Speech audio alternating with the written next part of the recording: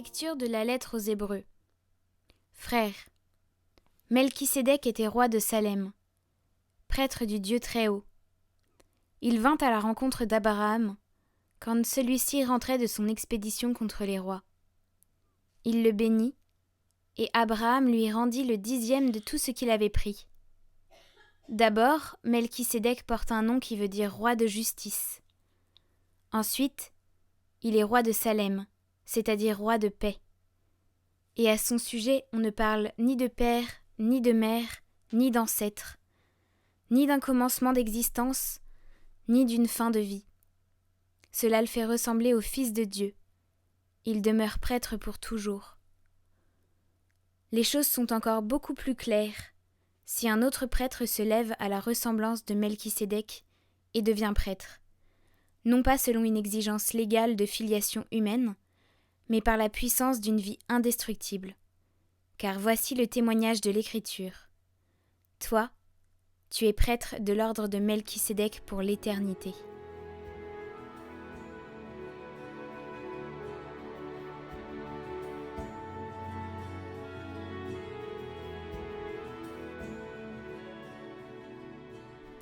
Tu es prêtre à jamais, selon l'ordre de Melchisédek.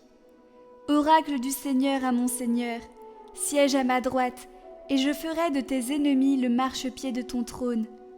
De Sion, le Seigneur te présente le sceptre de ta force, domine jusqu'au cœur de l'ennemi. Le jour où paraît ta puissance, tu es prince, éblouissant de sainteté. Comme la rosée qui naît de l'aurore, je t'ai engendré.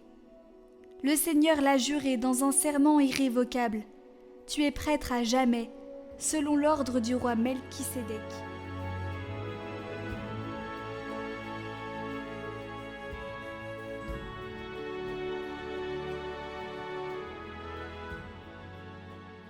Évangile de Jésus-Christ selon saint Marc. En ce temps-là, Jésus entra de nouveau dans une synagogue. Il y avait là un homme dont la main était atrophiée. On observait Jésus pour voir s'il le guérirait le jour du sabbat. C'était afin de pouvoir l'accuser. Il dit à l'homme qui avait la main atrophiée : « Lève-toi, viens au milieu. » Et s'adressant aux autres : « Est-il permis le jour du sabbat de faire le bien ou de faire le mal, de sauver une vie ou de tuer ?» Mais eux se taisaient. Alors, promenant sur eux un regard de colère, navré de l'endurcissement de leur cœur, il dit à l'homme : « Étends ta main. » Il l'étendit, et sa main redevint normale. Une fois sortis, les pharisiens se réunirent en conseil avec les partisans d'Hérode contre Jésus, pour voir comment le faire périr.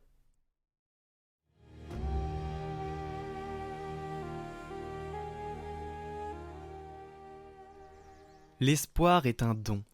C'est un don de l'Esprit Saint, et c'est pourquoi Paul dira « Il ne déçoit jamais ». L'espoir ne déçoit jamais. Pourquoi ? Parce que c'est un don qui nous a été donné par l'Esprit Saint. Mais Paul nous dit que l'espoir a un nom. L'espoir, c'est Jésus. Jésus, l'espoir, refait tout. Il est un faiseur de miracles constants. Non seulement il a fait des miracles de guérison, tant de choses. Ce n'étaient que des signaux de ce qu'il fait maintenant dans l'Église. Le miracle de tout refaire. Ce qu'il fait dans ma vie, dans votre vie, dans notre vie. À refaire. Et ce qu'il refait est précisément la raison de notre espérance. C'est le Christ qui refait tout plus merveilleusement que la création. C'est la raison de notre espérance. Et cet espoir ne déçoit pas, car il est fidèle. Il ne peut pas se renier lui-même. C'est la vertu de l'espérance.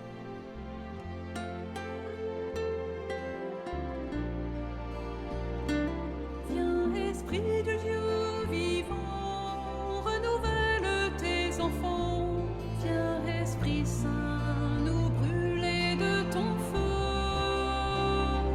Dans nos cœurs répands tes dons, sur nos lèvres inspire un chant.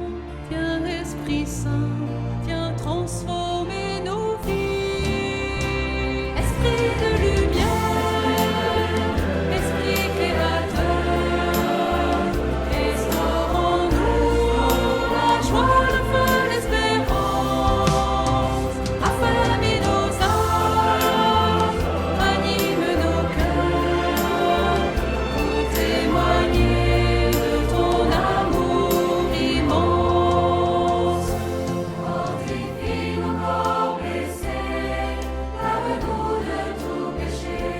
Viens, Esprit Saint, nous brûler de ton feu. Fais-nous rechercher la paix, désirer la sainteté. Viens, Esprit Saint, viens transformer nos vies.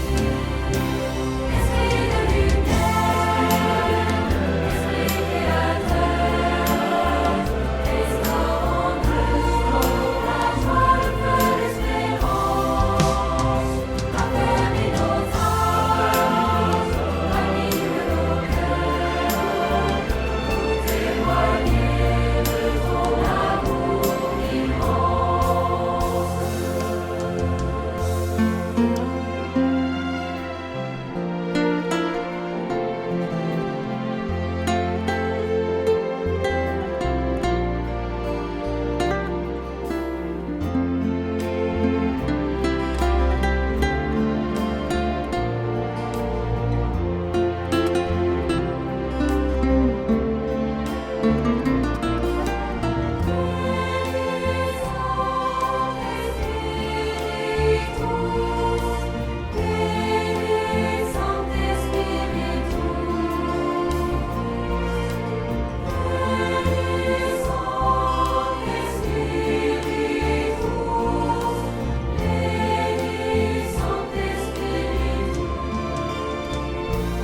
Donne-nous la charité pour aimer en vérité.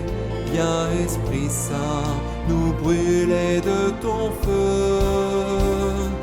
Nous accueillons ta clarté pour grandir en liberté. Viens, Esprit Saint, viens transformer nos vies. Esprit de lumière, Esprit créateur, restaure en nous la joie, le feu,